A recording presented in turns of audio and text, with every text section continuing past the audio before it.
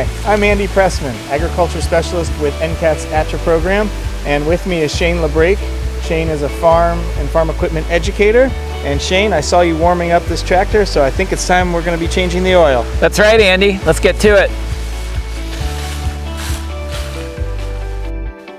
Let's just go through the steps of what we're going to do to change the engine oil and filter. So you're correct. First thing to do would be to actually check the manual, see what's required. In this case, the manual tells us it's 6.9 quarts. We're going to check that again just to make sure. And it's 10W30 for the desired range and temperature for the use of this tractor in the upcoming year. So we've already checked that. I've been underneath the tractor to look at the drain plug and ascertain that it's a 17 millimeter plug.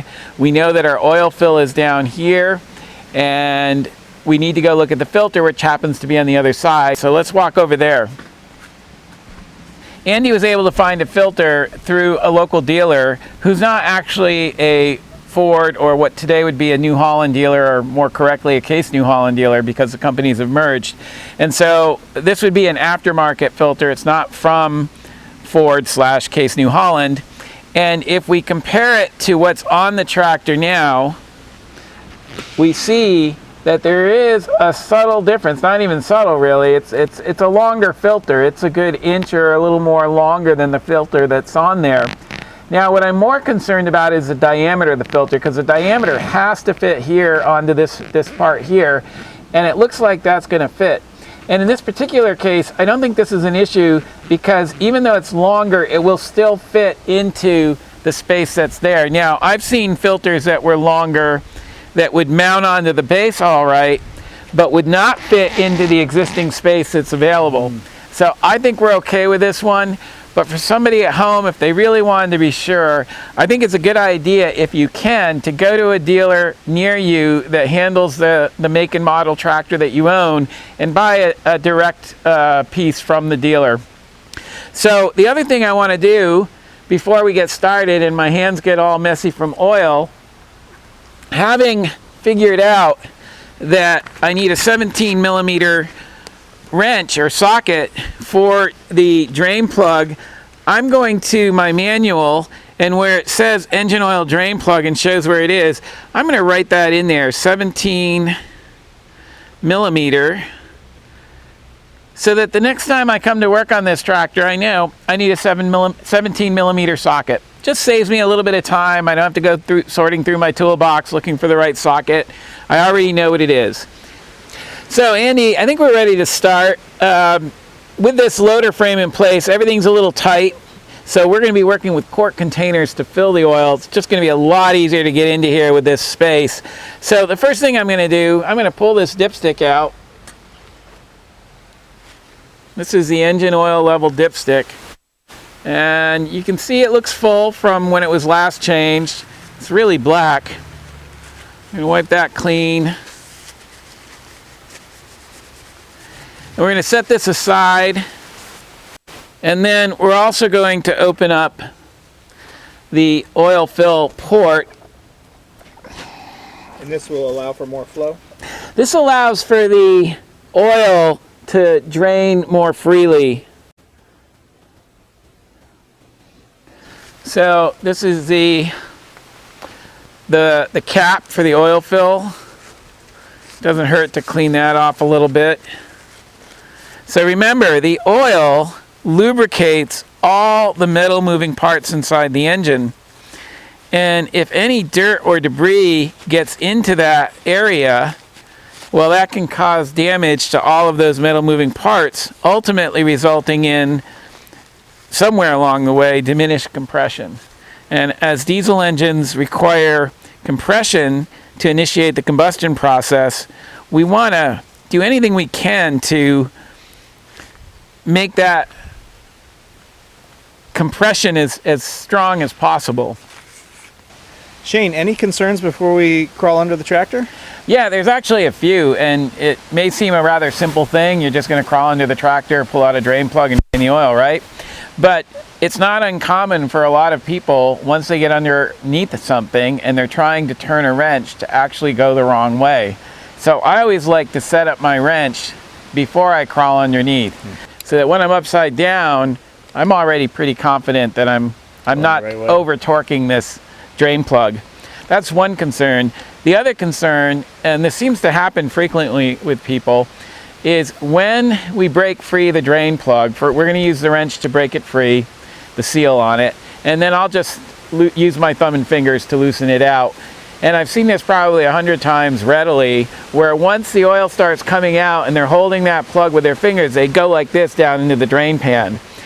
And they may even lose the plug down into the drain pan, which is why I like having a closed top drain pan with a hole in the center for the oil capture.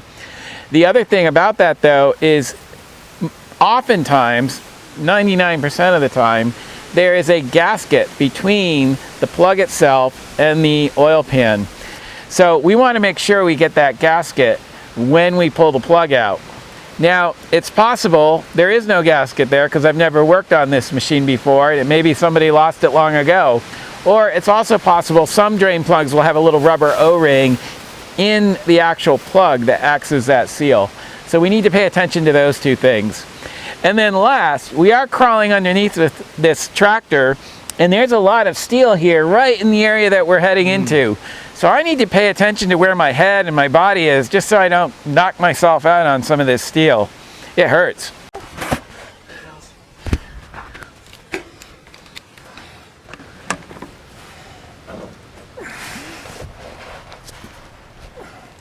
So I've broken it free. Wasn't that hard. I've got cardboard under the drain pan. I'm going to try and line this up.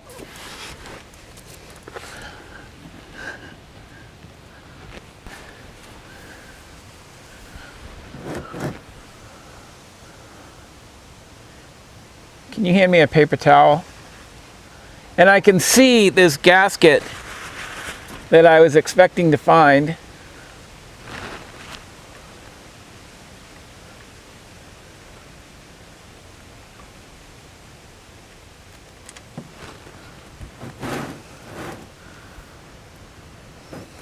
And what I was alluding to earlier is oftentimes when that oil starts to pour, they'll take the plug and turn it upside down.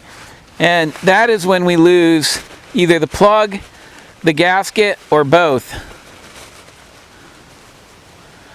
So this is a gasket on the plug.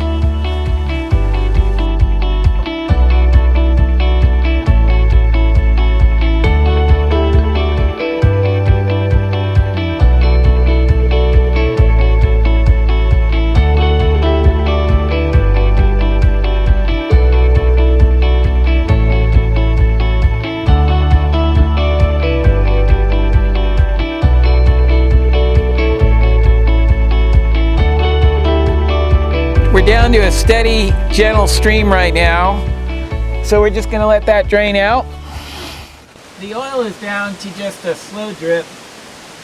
I'm just going to block the excess here at the base. And then I'm going to insert the plug into the pan. And you want to make sure when you do this that you don't cross the threads. So I do it finger tight, and I'm going to wipe clean all the oil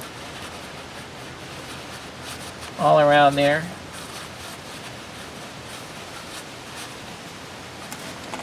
And then once again set up my wrench now to tighten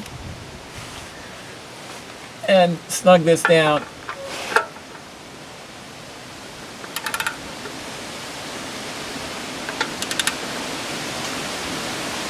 Until I really feel some strong resistance and I can't really go any further.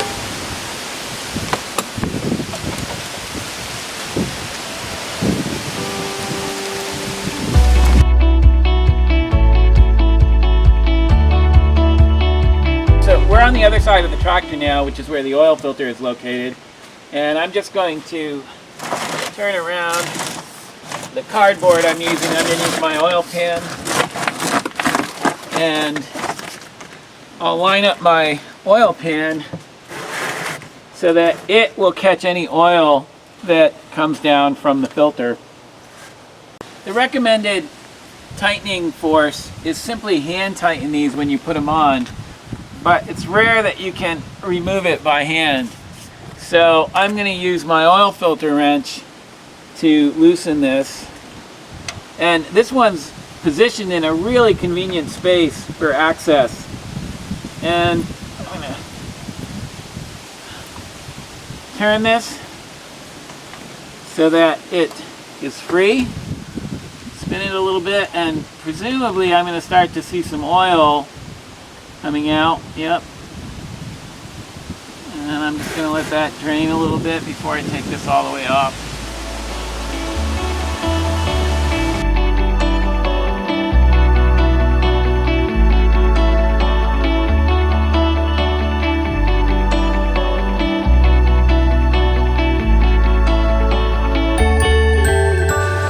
So I'm about to put the new filter on, and a couple things I'm going to think about here. Again, I want to put on today's date with a Sharpie pen, 10/10/19, and the hours that are on the engine.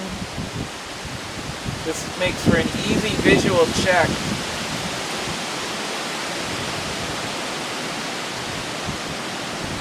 Occasionally your filter will be black instead of white or even another color, and there are silver Sharpies that work really well on black filters, so I have those in my tool chest if I need it.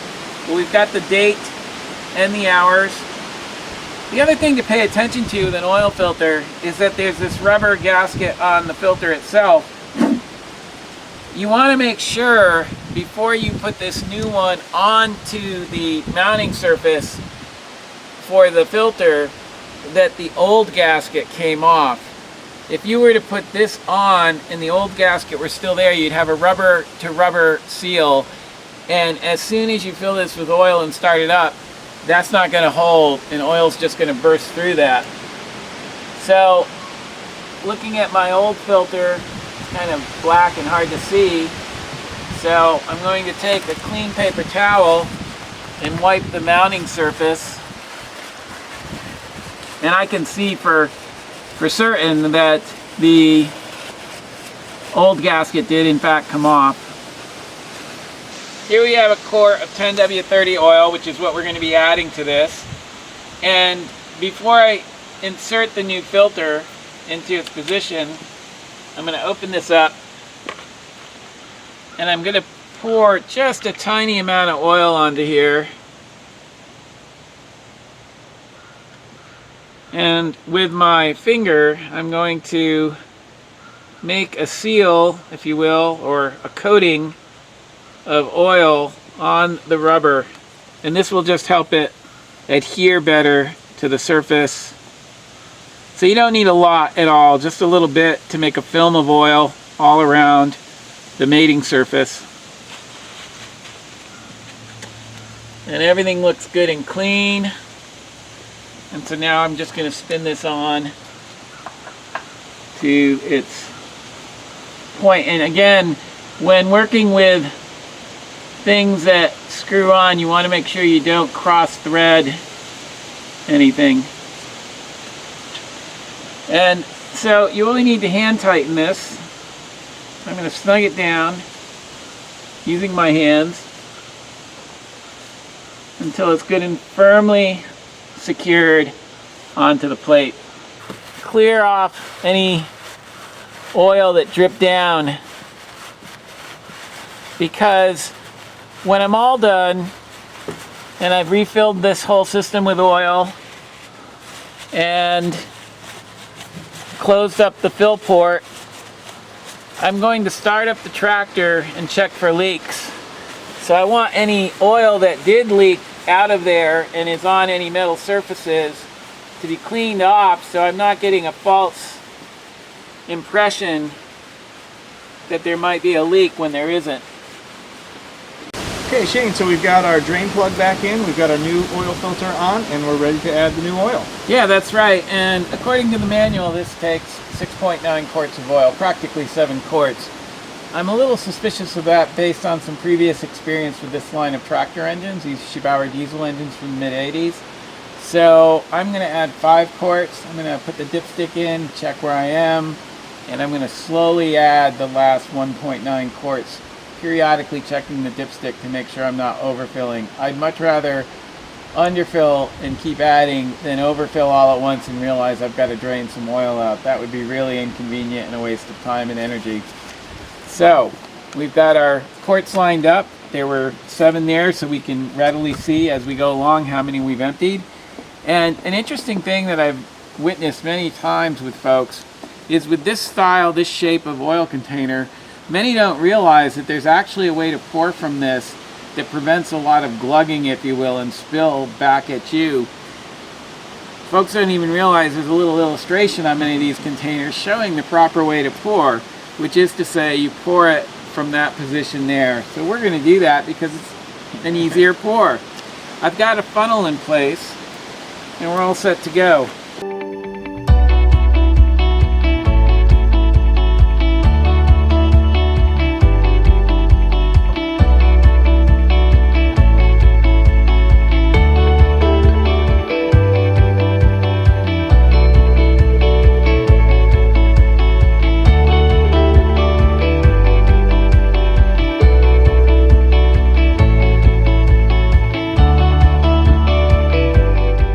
Okay, Shane, we've added 5 quarts of oil, and I know we want to check it just to be certain Yeah. we're on the right track. That's right, so I'm just going to stick the dipstick in. I've let it sit for a couple minutes, make sure I get a good read. So just let it sit there for a couple seconds. Find a good angle to pull this out.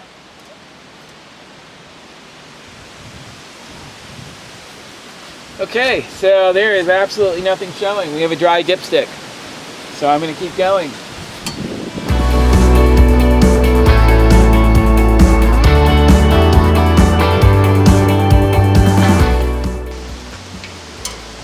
We've added 6 quarts now.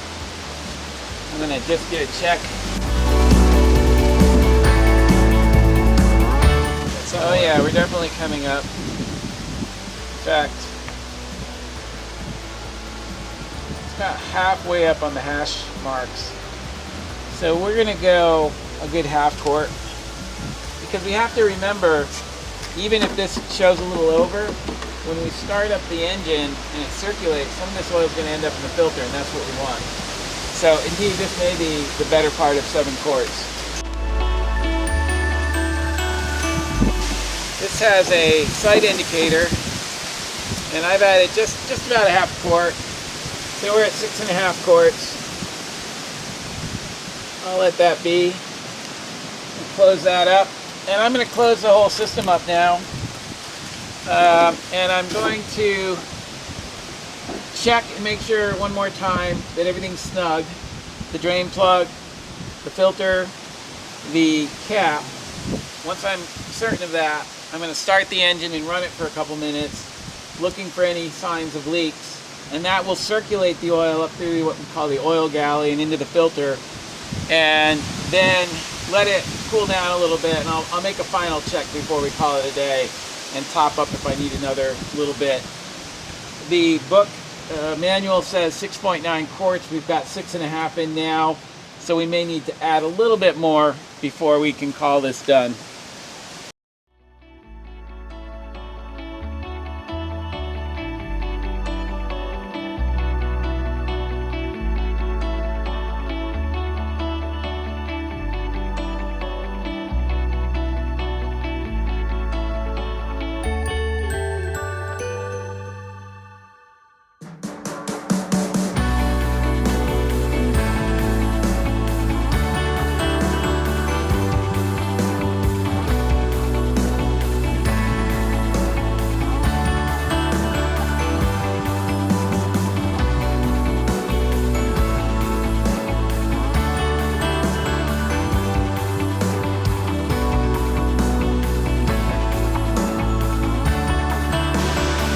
All right, we're gonna start it up, check for leaks.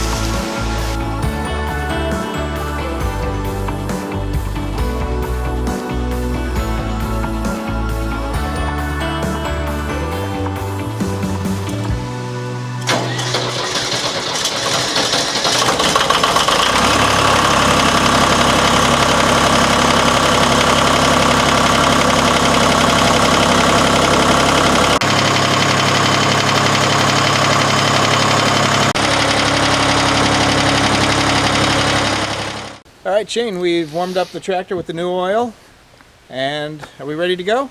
I'm pleased. As the tractor was running, I looked around to see if there was any leaks underneath from the drain plug. There were none there. There's nothing leaking from where I put the filter, nothing leaking from where I put the oil fill cap. Always remember to put that oil fill cap back on. Sometimes people forget and you have oil sloshing out onto your bottom side of the hood. So everything looks good. The only thing we're going to do now is we're going to just let it sit for a while, let the oil settle. We'll take one more final check before calling it a day, pull that dipstick, see if we need to add that extra half a quart or so, and then we'll be good. But that's it. Oil is changed.